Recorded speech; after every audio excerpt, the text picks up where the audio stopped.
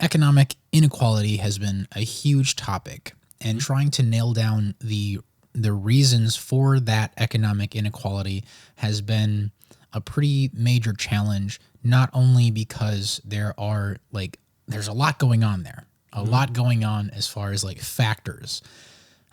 There's race, there's class, there's upbringing, there's this generational wealth, there's all these things going on. And what we've seen from, I guess, these these attempts to even the field for minorities is, I guess, we haven't seen a ton of change. We've seen a lot of changes to try to make it happen, right? We've seen a lot of promises of this is going to help even the field, and we haven't seen a lot of adjustment. So we're here today to talk about racism and classism and how each of those could potentially affect the actual outcome of what we see when we see the outcome of economic equality. So I guess my first question for you would be like, man, would you side more with there's not enough being done on the race side of things, or there's not enough being done on the class side of things? Well, so, and for one, just to give respect to the topic that we're discussing, obviously inequality throughout the world, racial, classes, huge topic, not something that I could take on myself, but just in my personal opinion, I would say that yes, there is certainly a racial component to things. I definitely think that plays a large role, but I feel like in general, the classism part really, it tends to be swept under the rug. I think that when you really kind of look at things abstractly, individually, obviously we're all segmented into these various races and whatnot, which is what it is. Of course, there's nothing wrong with that. But overall, when you look at the main makeup of, let's just say like the lower class, the less well off, however you want to phrase it, I'd say that generally speaking, that group, the group of like lower income type people, lower middle class in that general area, is a lot larger than, say, how those groups will be counted in terms of racial groups. So I feel like in that case, to treat a problem in its individual symptoms, so you're giving money to this group of people, you're giving aid to this group of people, or something like that, rather than treating the main course, which really is the poverty aspect of it. That's one thing that I feel like people can unify around, and I find it particularly interesting that a lot of times when the topic is discussed, it tends to focus on race and not the larger majority of things, which is, the lower income type of people. What benefit is there to unifying as black men, and then what benefit is there to unifying as poor men, and is there a difference? Well, I think to a certain degree there is a difference. Obviously, we're going to be perceived differently as a group of unified black men or Hispanic men or whatever racial group you want to go on, as compared to a group of poverty stricken people, that type of thing. I'd say what it really comes down to is it's really a numbers game. I look at it like this. It's a numbers game at the end of the day. As individuals, it's easy when we're pitted against each other. So one group's too busy focused fighting another group. We're both lower class at the end of the day, but we're fighting for scraps, whatever's there in that particular area, and say like a neighborhood structure, businesses, territory, physical street blocks, things of that nature, fighting over that. Meanwhile, people who are more well off, have more means, tend to make other moves, like say buying the housing in that neighborhood and things of that nature, and regentrifying, stuff of that nature. So that being the case, I'd say that for a long time, a lot of people have tried to make small movements amongst themselves. I'd say that a good majority of the races at one point or another have all said, hey, you're buying up our neighborhoods, things like that. Look at Harlem in New York. It's one of the more gentrified areas now, is slowly getting worse. But I think that, as people always say, there's power in numbers. So when it comes down to it, when you look at the numbers of things, the lower class people or the more lower wage people, things of that nature. I keep changing words, but you know what I mean. It's difficult to pin down exactly Yeah. what we're talking about. Yeah, but I'd say that people in that category, there's a lot more of us than there is the particularly wealthy. So when it comes to the things that really would make a difference, like passing legislation, just generally helping each other out, improving each other's neighborhoods, things of that nature, if we could focus on more of the income issue, I feel like it would be a lot easier to get more things passed. Obviously, people don't have to agree, things of that nature, but I feel like in unison, at least in lockstep with, hey, we're all lower class, but we have numbers. We can go vote. We can make these things that will change the way things are done and stuff like that, instead of everybody kind of separately and going their own direction, doing their own thing, following their own agenda for their own people, which is admirable. Sometimes I feel like, and you've seen it throughout history plenty of times before, everyone has to come together to get a common goal accomplished, that being more equity financially. So all things considered, I feel like we've been trying things the same way for a very long time, of everybody fighting for themselves, which understandable. I love that. Absolutely. But we can do a lot more together than we can separate. And I feel like there's a reason that a lot of times we're pitted against one another, or things are framed in a very particular way to kind of raise agitation between one particular group or another, just to kind of keep us busy doing that, while the people who have money and want influence are using that influence to do, bend the rules and whatever they want to do. So if we want to bring this lower class up out of poverty, there needs to be a change in mentality among those people. Is that accurate? I don't know if I go and say like a full 180 change in mentality, but I feel like people need to be more tolerant, especially as times have come along. As humans, we are kind of trained to focus on differences. For example, generally speaking, I'm more distinct than you walking down the street, for example. Absolutely, stuff like that. I might be driving. I stand out in a car more. Say I'm in a lighter color car, things of that nature. So that's one thing. And as humans, we tend to focus on these differences.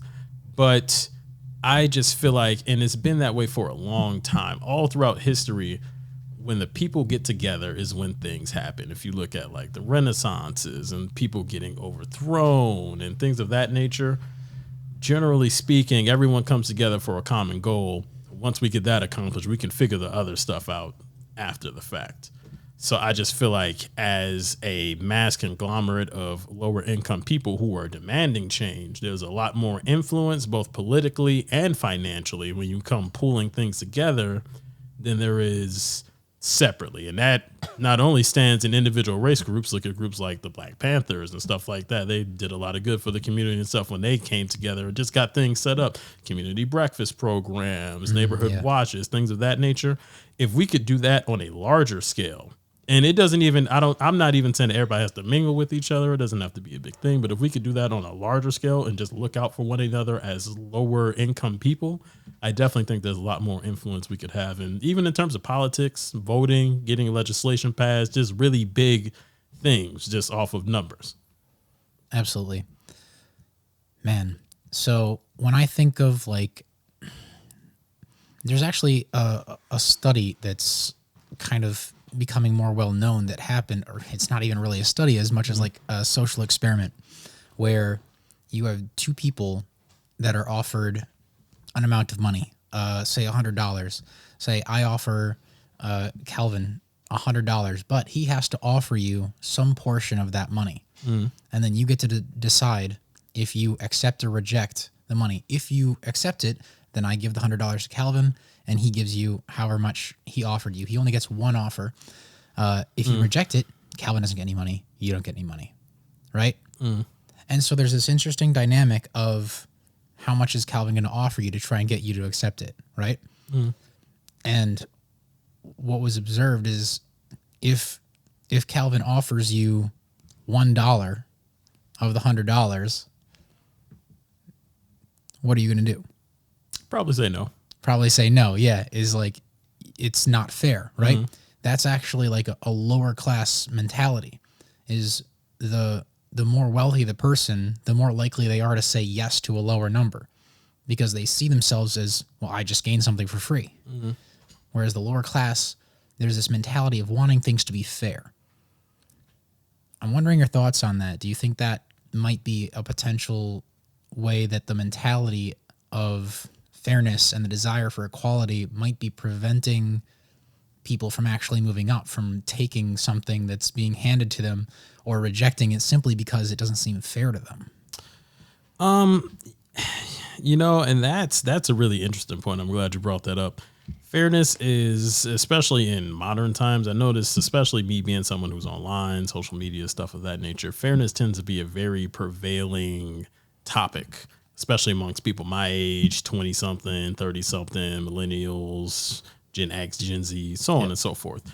And I find it very fascinating because there's this fascination with just the thought of fairness, all things being equal in the world. And I find that, generally speaking, as people, irrespective of race, as people, we go through life and if you don't know it, you experience it. If you don't experience it, you feel it. But one way or another, you on firsthand experience that life is not fair by any means. So I'm not sure what the infatuation with fairness is, but to have a particular principle, something like, oh, life isn't fair, oh, well, I remember once I just dropped my phone, slammed it in the car door. Oof. It wasn't fair to me. It's the first phone I ever broken.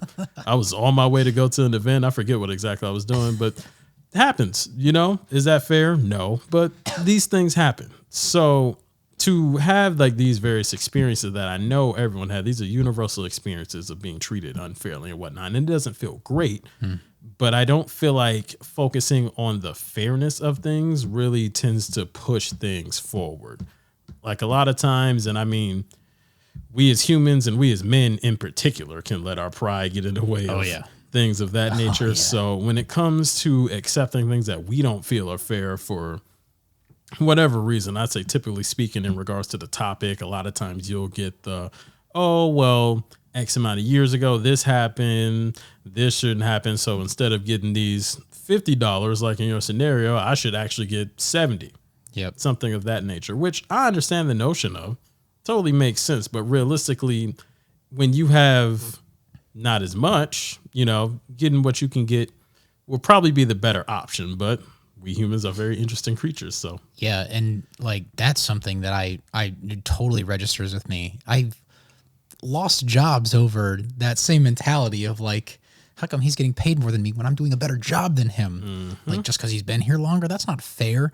And I can't just take the paycheck that I'm being given. I'm before I knew how much he was making, I thought I was being paid fairly. Exactly. But now that I know he's making more, now I've got a problem, and I start working less hard, and then I get and so it's like, man, it's like, what situation, what can I do that leads to the best situation for me? It's tough to look at that just objectively without comparing my situation to people that I see around me. Of course. Man, so when it comes to like, I guess the next step beyond that, it's like, if you can get that mentality shift on somebody who's living in poverty, that opens them up to taking an opportunity. When an opportunity comes along and they have that mentality, set correctly, then they can take that opportunity. The trouble is the lower class you are, generally speaking, and this is a big generalization, the less opportunities you see, the less opportunities you have access to. And so something I struggle with is, how do we get these people access to opportunities, and this is famous. I love this Jamie Foxx quote. He says, like, success is like mostly luck, but the luck doesn't matter if you're not prepared for it when it comes. When that opportunity comes, you have to be prepared to take it. And so there's this aspect of like preparing yourself for an opportunity, which again is very tough to spend time preparing yourself for something when you're spending every day, every second trying to get by. Trying to survive, yep.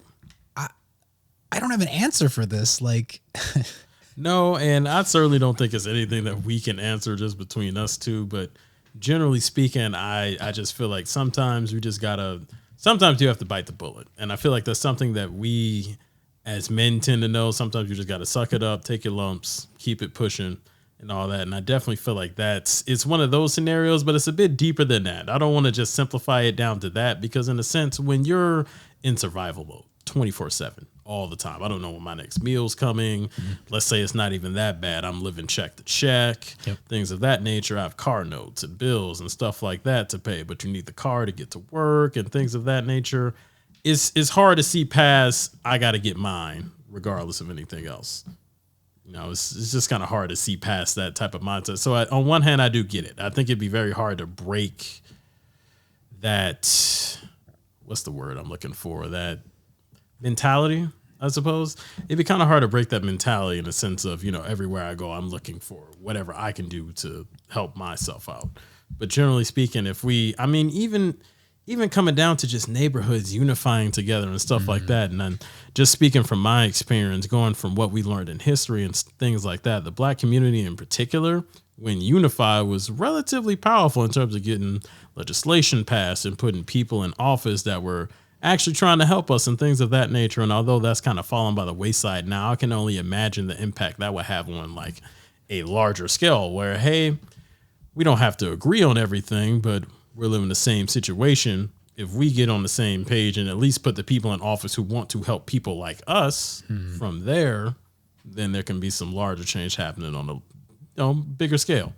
Something we've seen pretty often on the race issue is you get somebody who is very adamant about the race issues, right? And they say, oh, we want to help and we want to allocate money for our minorities. We see that in Chicago a lot. And oftentimes what we end up seeing in those scenarios is that a majority of that money goes to very few people within that minority. And I guess thinking about the issue of kind of this, like, can we solve this from a race perspective or can we solve it from a class perspective? I don't know that outcome would be different if we try to solve it for a class perspective. Would we suddenly see that money going to a small few people from the lower class? I think the difference is when I see it happening geared towards a race, I see that money going towards minorities who are already in the upper class end up getting those within funds. That race, yep. And it's like, oh man, like again, we're just feeding into this like classism thing. And so, man, I don't know if that's a better route to go of like, how can we attack poverty, or how can we, even if it's just presenting opportunities. And the antithesis, the other argument for that is, why would we funnel a bunch of money into, or a bunch of resources, even if it's not just money, into people that have this mentality that everything needs to be fair, and so they're not going to strive to get ahead anyways? That's a challenging, and like, I don't want to believe that that's true, but that is a challenging thing that I've watched happen.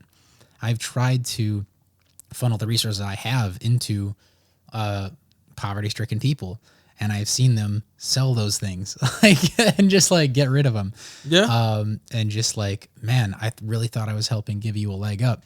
And like, is that going to do any better on a governmental scale? And the answer is hopefully for some people, but it's like, where's your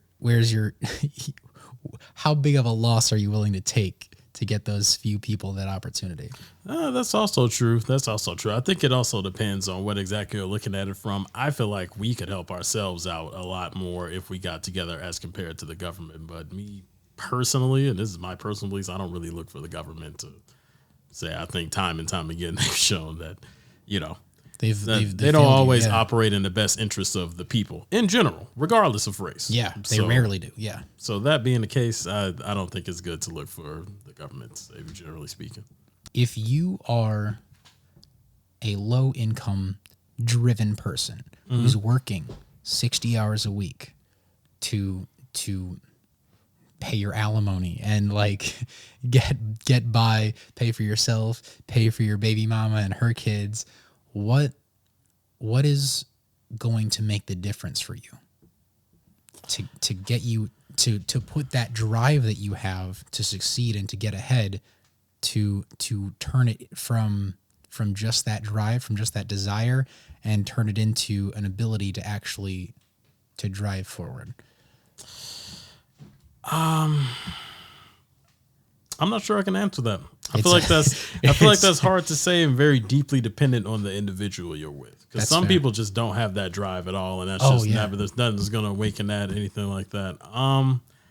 Honestly, I think when you look at the success stories online, and obviously it's a very small number, but there's people who are determined to make it. And when it comes to things like that, or the mentality that I apply personally, it's just that there's always someone working, and realistically, you may not be the best at anything, but you can always outwork somebody. So it's just really a matter of just buckling down and putting the work in. And even with that, you have to go into that understanding that you still might not get that opportunity. If I'm being honest, it might never come. But if it does, with all the work that you put in, you're already prepared, as you were saying with that quote earlier. So Yeah, and that's famous. I mean, you have like, what is it like? You look at, you know, rich people with expensive cars, and if you make, $50,000 a year, and you save for, how long would it take you if you had no expenses? You make $50,000 a year. You imagine you could live rent free. Your food is paid for. How many years is it going to take you to afford what like one of these rich guys has, like a mansion? It's like, oh, you're not. If you put your head down and work, you're not going to make it to that level, the level that these guys, achieved in, 5 years of getting lucky. And it's like, man, that is these are the tough truths, the truths that don't get acknowledged by kind of either side of the argument. One side says if you work hard enough, you'll make it, and that's not really true. And the other side says if we give them enough of like a step to step out of push and in that climb right out of, like, direction, yep. then it's like, oh, neither of those have been successful. We've tried both, and we've seen both fail spectacularly. And so when it comes to it seems, and this is what I'm coming to, and I hate this, seems to be on individuals who are in a position to offer opportunities, to seek out people who don't have the experience but do have the drive. And it's like, okay, yeah, we're just going to ask a bunch of people who have resources to gamble on people. And it's like, you might find a gem. You might find a guy who didn't get an opportunity but has the drive. And once you give it to him, you have a better worker than you would have had if you just hired somebody with the qualifications. True. It's just like, how do you put that to a potential employer? Even I don't know if you can. Let's even say, let's add in the minority aspect, right? How is it possible to encourage a minority employer to see things from that perspective? Does that hold benefits to them as an outlook? It's like you could get a competitive edge by looking in the rough rather than in the diamond mine, Well, generally speaking, I think you'd be right. I think that does have its advantages and disadvantages. The advantages being for, maybe you find somebody particularly motivated, and sure, might not be a diamond in the rough, but let's just say they're a great worker. All things considered, your business at the end of the day is better as a result of finding this individual. Even if you had to take the time to say train them up, something like that. I know me personally at my jobs, I always have to be trained up. That first couple months can be a little rough. Absolutely, yeah. So it's always a loss at first for the employer. Always. So that being the case, I think it really just comes into the business and the situation in that regard. Because really, what it comes to with the diamond in the rough argument is just the time. If you don't have enough time to invest in really being thorough and vetting the people that you're going through, then obviously that wouldn't be a more effective method. Then you would probably go with the person with experience because you're just reading off a resume. They check my boxes. Cool. I wonder if the other kind of thing that kind of disincentivizes that is the lack of employer loyalty that we have now compared to my dad's worked for the same company for 30 years.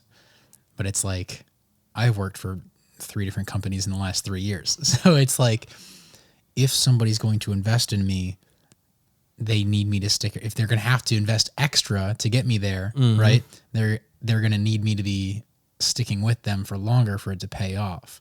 I wonder if the kind of millennial mentality has been a huge turnoff for people investing in people because they know they probably the likelihood of them sticking around long enough to, pay back the effort that was put in.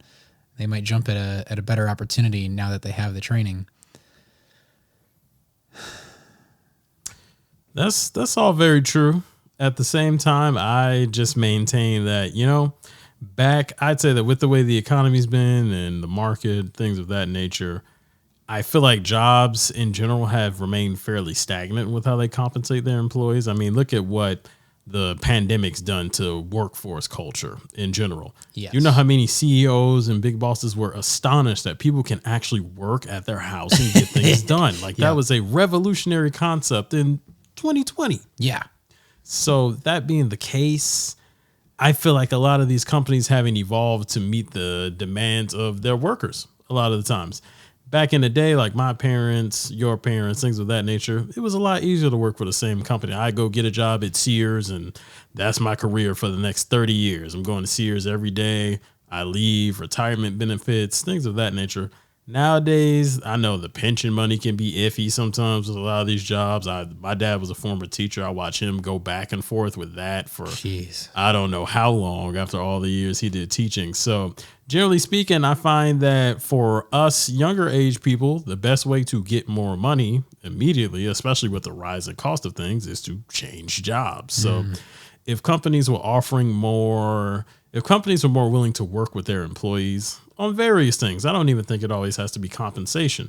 Let's say more vacation days. Let's say maybe paid time off. Let's say just a better bonus even, I mean, when you really think work week would be 4-day work week, early leaving, things of that nature. Like, let's just say, hey, you were working full time going to the office. Let's give you 2 hybrid days, things of that nature. I feel like it's a lot more things that a lot of these companies and bosses can do to work with their employees. They just don't really want to, which kind of puts us in the positions. Well, I don't have to eat crap anymore. I'm go ahead and get on up out of here. And that's actually when we talk about like the silent quitting kind of a rage that's kind of happened, and the bare minimum is like, I'm only going to do things that were like in the job description, and any other tasks I wasn't hired to do those. You see a lot of that. And I wonder if that isn't just thinking of this right now as we're talking, a byproduct of the hourly wage, right? Is we've kind of strayed from any sort of merit-based or product-based work. It's not like, oh, do this much work and then you're free to leave for the day. It's work for this many hours and I don't care how much you get done. To some degree. To some degree, you need to get a certain amount done, but to a larger degree, especially union jobs, and I talk about this a lot with my friends. I'm like, man, I've been fired from jobs that where I was creating a creative solution that was actually making the process more efficient. And they didn't like it. They said, no, that's not how we do things. And it's like, but it's better. And they're like, I don't care. It's like, quite frankly, I don't care if it's better. I don't care if it's a better system.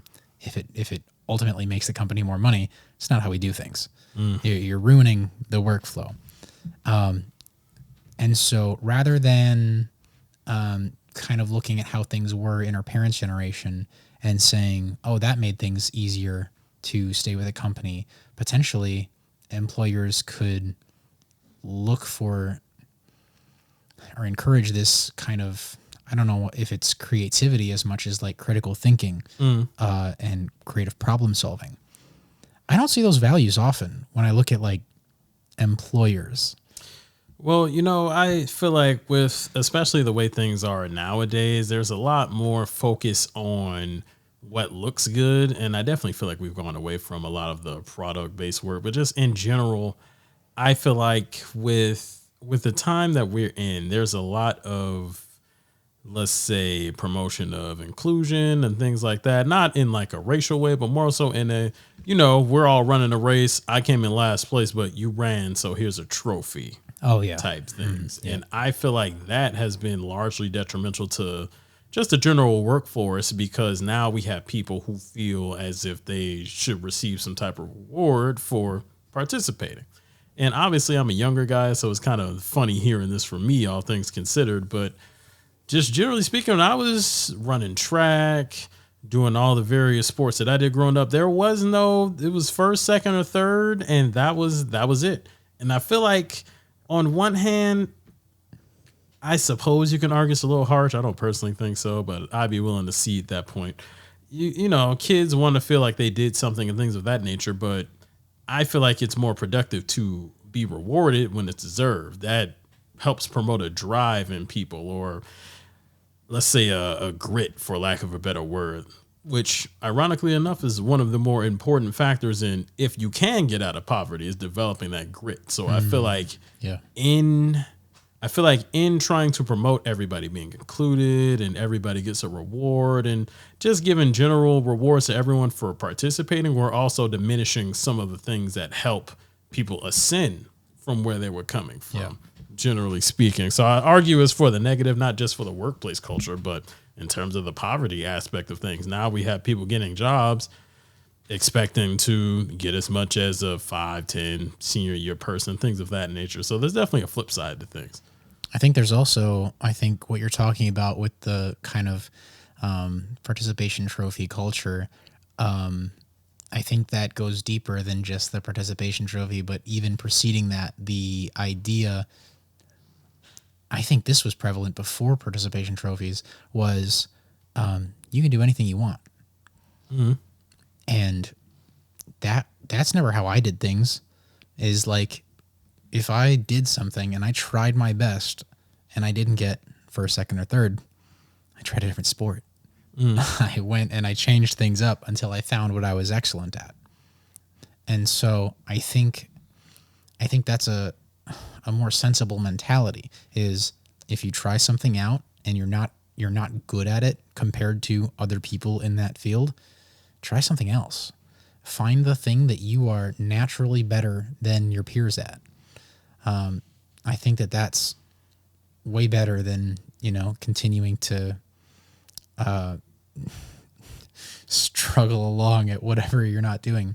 And I think that's something that I've seen you do throughout your career walk, is trying to find the thing that you excel at more than the people who are already in that field. Mm-hmm.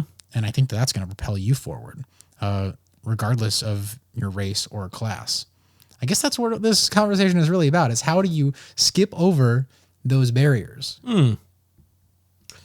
Well, I don't know if there is a way to, as a minority, I don't know if there is a way to, I'd say, skip those barriers, but I certainly believe there's a way to bulldoze right through them. And that's just head down, hard work, going straight in. And obviously that's a bit of the cliche answer, and I know people tend to have issue with that, but I have found in my experience that at the point that I start dwelling on things not being fair, oh, this person gets this, they get to leave early, things of that nature, at the point that I start dwelling on those things, that takes away from what I'm doing. And I find that generally speaking in people, when you start dwelling on what you're not getting, that'll start to affect directly what your output is. So I say that not just in a cliche way, but just as a means, sometimes you just got to keep pushing. I feel like that's where that grit component plays into things. And there was a TED talk, I forget by who was talking about how important grit was and being able to overcome your circumstances and things of that nature. And I just feel like that's really what that boils down to, being able to push through despite the obstacles. You don't go up and around, you go through them.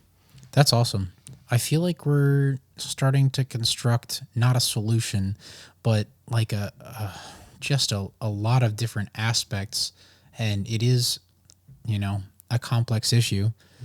And we're seeing that through this conversation, that there are things that the person in poverty can do to to position themselves better, right? Of course. And then there's things, it's two-sided, right? Is Yeah. you can be wide open as a receiver, but if the quarterback doesn't see you, you're screwed. You got to have the employer or whoever it is that's gonna offer you that opportunity, see it. And so it's like this complex issue. And like you said, just because you're doing everything right doesn't guarantee that you make it out. Doesn't guarantee you anything. And it's like, that's the hardest thing in the world. I got to put in all this effort, and I have no idea if it's going to work out or not. And I think that's a terrible narrative that we hear usually from the upper class. Yeah. If you put your head down and you bulldoze through, you will succeed. It's like, well, maybe. Yeah, maybe. And I don't think anyone should ever guarantee that. When I say that myself, by no means am I guaranteeing that you'll be successful with that. Right. There's plenty of people who've done all the work, tried to make the connections, put in all the legwork and still don't make it. Really, that aspect comes down to luck. But for me, what it really is the preparation component. If you're constantly working to prepare yourself for when that recruiter calls, when you could go viral doing whatever, things of that nature, when that opportunity presents itself, like nothing you haven't done before, like butter and toast or something like that, Absolutely, just easy breezy.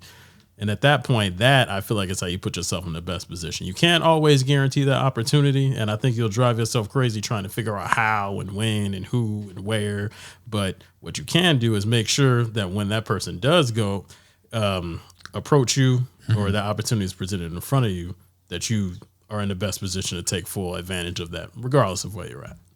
There's an interesting theory that the more a person thinks that hard work does cause success purely, right? The more that they think their own hard work and not luck gets them to success, the more likely they are to succeed. Not necessarily because that's true, but because the more that you believe that, the easier it is to go and work hard and prepare yourself for the opportunity. And so people who are probably have a more realistic view of, no, the hard work doesn't guarantee anything because hard work and preparation without an opportunity equals nothing. People with that truer mindset end up having a tougher time putting in the work. And that is a challenging catch-22 there, where it's like, oh, you got it right. Sucks for you. No, that's tough. Like, so reality's hard. It is. And even having the truth in your hand and that making it more difficult to succeed. And I think that's why we get a lot of kind of headstrong, maybe even arrogant people at the top of the food chain thinking, yeah, I did it by hard work, is because that delusion actually helped them to succeed. Yeah, I'd agree with that wholeheartedly. You can see that everywhere with celebrities, with business owners and CEOs and stuff like that. You can see that mentality, and it's absolutely. But I think that gets into like the mental manifestation and stuff like that. And if you dream it, you can see it. If you can see it, you can make it happen. Type stuff. Wild stuff. Yo, this was an absolutely amazing conversation. Thanks so much for coming on and addressing maybe the hardest topic.